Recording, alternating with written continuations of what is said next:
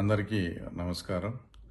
తర్వాత ముఖ్యంగా ఈరోజు ఒక వార్తాపత్రికలో పులివెందుల మార్కెట్ కమిటీ గురించి అందులో జరిగిన ఉద్యోగ నియామకాల గురించి ఒక వార్త రావడంతో నేను ఇలా స్పందించాల్సి వస్తుంది. నాకు ఆ రోజు బాగా గుర్తుంది. 2019 మే 23వ తేదీ. ఇక రిజల్ట్ కంప్లీట్ కాకముందే మా పార్టీ అధికారంలోకి వచ్చింది.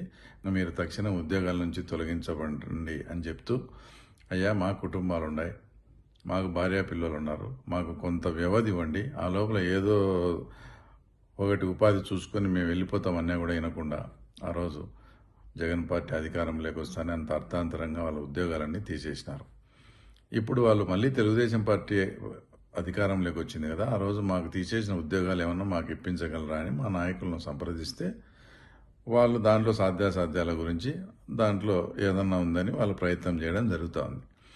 దాన్ని అడ్డు పెట్టుకొని ఆ ఉద్యోగాలను కానీ తీసేస్తే మేము మార్కెట్ కమిటీ ఎదుట ధర్నా చేస్తామని అవినాష్ రెడ్డి మాట్లాడుతూ ఉండడం అసలు దయ్యాలు వేదాలు వల్లించినట్లుంది.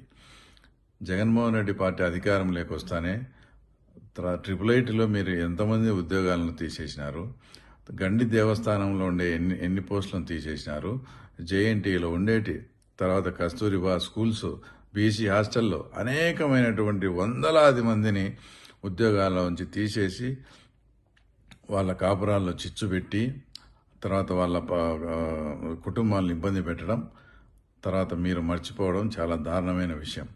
అలా ధర్నా చేయాల్సి వస్తే ఆ వందలాది మంది కుటుంబ సభ్యులందరినీ వేసుకొని మీ ఇంటి ముందర ధర్నా చేయాల్సిన ఆవశ్యకత అయితే తప్పకుండా ఉంది.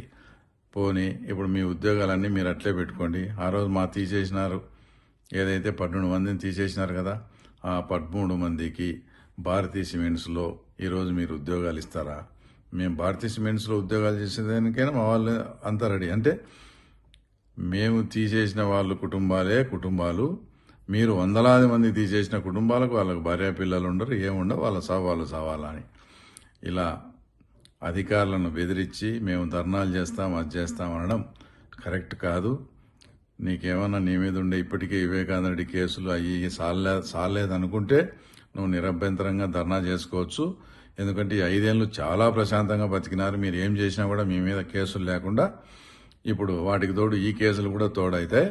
కాబట్టి అధికారులందరికీ నేను ఒకటే చెప్తా ఉండా, మీరు నిజాయితీగా ఉండి మీరు ఏ తప్పు చేయకుంటే ఎవరికి భయపడాల్సిన పని లేదు, ఏ పొలిటీషియన్స్కు భయపడాల్సిన పని లేదు.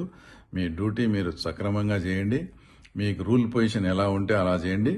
మిమ్మల్ని ఎవరైనా బ్లాక్మెయిల్ చేసినా, భయపెట్టినా, ఇబ్బంది పెట్టినా మీకు తప్పకుండా నేను అండగా ఉంటా అని కూడా ఆ తర్వాత మీకు చెప్తా ఉన్నాను.